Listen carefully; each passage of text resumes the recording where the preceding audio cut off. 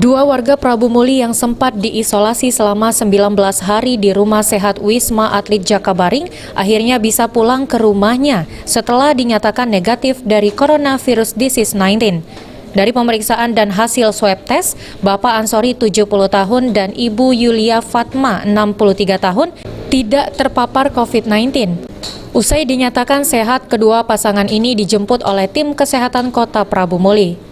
Seperti diketahui, Bapak Ansori dan Ibu Fatma merupakan orang tua dari pasien 09 yang tinggal di Kota Prabu Muli. Dua warga tersebut dibawa ke Rumah Sehat Wisma Atlet Jakabaring setelah terjadi kontak dengan pasien 09. Dalam video amatir, nampak kedua pasangan disambut oleh warga, RT, Lurah Sukajadi, dan Camat Prabu Muli Timur. Kadinkes Prabu Muli, Dr. Happy Tejo mengatakan pasien dinyatakan sehat dan tidak terpapar virus corona. Jadi bagi warga sekitar untuk tidak mengucilkan pasien baik berstatus ODP maupun PDP.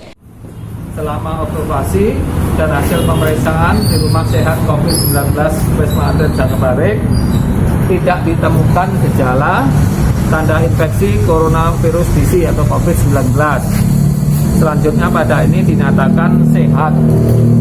Dan selanjutnya ini tugasnya satu, melapor ke diri ke puskesmas terdekat.